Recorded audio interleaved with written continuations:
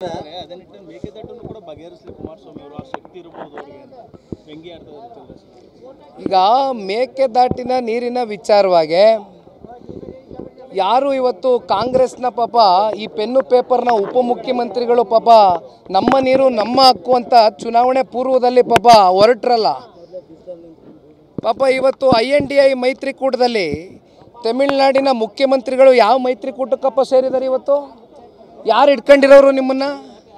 ಬತ್ತೀವಿ, ನಾವು ಬತ್ತೀವಿ, ಬಗೆಹರಿಸಲಿ. ಯಾಕೆ ಅವ್ರಿಗೆ ಜವಾಬ್ದಾರಿ ಇಲ್ವಾ? ಜನ ಅವ್ರಿಗೆ 136 138 ಜನ ಶಾಸಕರನ್ನ ಕೊಟ್ಟು ಆಶೀರ್ವಾದ ಮಾಡಿಲ್ವೇ? ಜವಾಬ್ದಾರಿ ಅವ್ರಿಗಿಲ್ವಾ? ಕಾಂಗ್ರೆಸ್ನವ್ರು ಇಲ್ವಾ?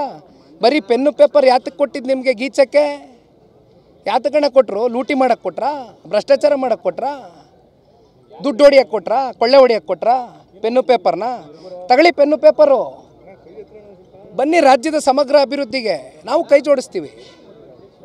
ಸರ್, ಒಂದ್ ಕಡೆ ಮೇಕೆದಾಟನ್ನು ಕೂಡ ಬಗೆಹರಿಸಲಿ ಕುಮಾರಸ್ವಾಮಿ ಅವರು ಆ ಶಕ್ತಿ ಇರಬಹುದು ಅವರಿಗೆ ಅಂತ ವ್ಯಂಗ್ಯ ಅರ್ಥದಲ್ಲಿ. ಈಗ ಮೇಕೆದಾಟಿನ ನೀರಿನ ವಿಚಾರವಾಗಿ ಯಾರು ಇವತ್ತು ಕಾಂಗ್ರೆಸ್ನ ಪಾಪ ಈ ಪೆನ್ನು ಪೇಪರ್ನ ಉಪಮುಖ್ಯಮಂತ್ರಿಗಳು ಪಾಪ ನಮ್ಮ ನೀರು ನಮ್ಮ ಹಕ್ಕು ಅಂತ ಚುನಾವಣೆ ಪೂರ್ವದಲ್ಲಿ ಪಾಪ ಹೊರಟ್ರಲ್ಲ ಪಾಪ ಇವತ್ತು INDI ಮೈತ್ರಿಕೂಟದಲ್ಲಿ ತಮಿಳುನಾಡಿನ ಮುಖ್ಯಮಂತ್ರಿಗಳು ಯಾವ ಮೈತ್ರಿಕೂಟಕ್ಕಪ್ಪ ಸೇರಿದ್ದಾರೆ ಇವತ್ತು?